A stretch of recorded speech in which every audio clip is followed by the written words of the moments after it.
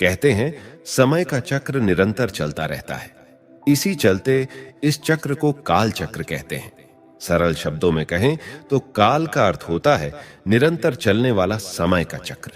समय के इसी पहिए में हर मनुष्य के जीवन में अच्छा और बुरा समय आता है, लेकिन जो व्यक्ति बुरे समय पर विजय प्राप्त कर लेता है वही जीवन में सफल होता है।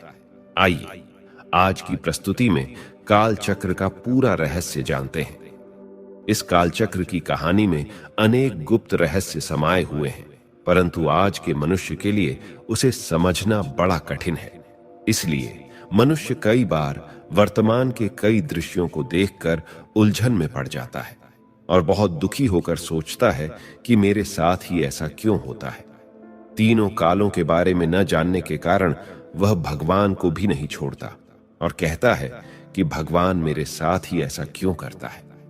उसके मन के उलझन भरे सभी प्रश्नों का उत्तर सिर्फ समय के पास है, लेकिन उसके लिए हमें समय की गति को समझना होगा।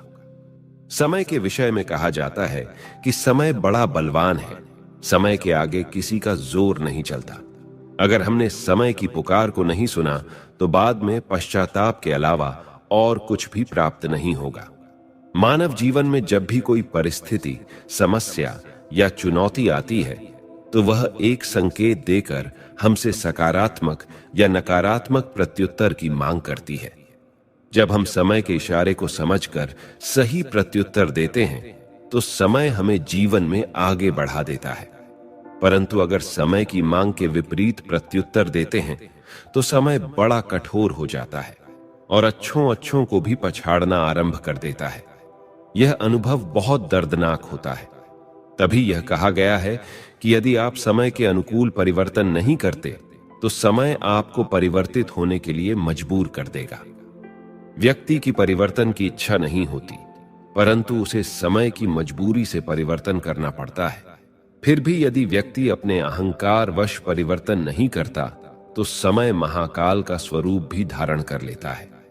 इससे स्पष्ट है कि समय बड़ा बलवान होता है। हम यह जानते हैं कि समय के साथ इस संसार में हर चीज परिवर्तनशील है, तो हमें यह समझना है कि हम जिस कालखंड में जी रहे हैं वह क्या संकेत दे रहा है। कालचक्र का संबंध हमारे जीवन चक्र के साथ है, इसीलिए इसे समझना जरूरी है। कालचक्र की प्रक्रिया अनंत है तथा यह निरंतर गतिशील है, जैसे दिन रात, बदलती ऋतुएं और जन्म पुनर्जन्म। या फिर प्रकृति के चक्र को ही देखिए कि समुद्र के पानी से भाप और भाप से बादल बनते हैं, बादल जाकर बरसते हैं और वह पानी नदियों के द्वारा फिर समुद्र में पहुंच जाता है। उसी तरह यह चक्र भी नित्य चलता रहता है। मनुष्य ने अपनी व्यवस्था बनाने के लिए यह कह दिया कि रात को 12 बजे के बाद दूसरा दिन आरंभ हो जाता है, लेकिन यह निश्चित नहीं है कि रात को 12 बजे ही यह चक्र शुरू हुआ था। ठीक इसी प्रकार यह कालचक्र भी नित्य चलता रहता है और इसका न आदि है न अंत है। दूसरी बात यह है कि प्रत्येक चक्र को निम्नलिखित 4 अवस्थाओं से गुजरना पड़ता है। जैसे दिन और रात के चक्र की 4 अवस्थाएं हैं: सुबह, दोपहर, शाम और रात्रि। रात्रि के बाद पुनः सुबह होती है। ऋतुओं के चक्र में भी 4 अवस्थाएं हैं: ग्रीष्म, बरसात, शीतकाल और बसंत। बाद में फिर ग्रीष्म आ जाता है। उसी तरह मानव जीवन चक्र में भी 4 अवस्थाएं होती हैं: बाल्यकाल, युवावस्था, प्रौढ़ावस्था और वृद्धावस्था।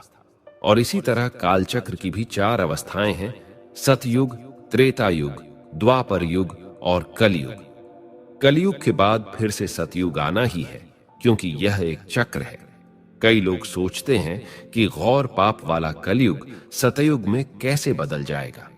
जिस प्रकार गौर अंधेरी अमावस्या की रात सुनहरी सुबह में बदल जाती है, उसी प्रकार संसार की रचना में परिवर्तन की प्रक्रिया धीरे धीरे चलती रहती है और रात के बाद सुबह हो जाती है, क्योंकि परिवर्तन संसार का नियम है और हरेक चक्र एक क्रम में चलता है।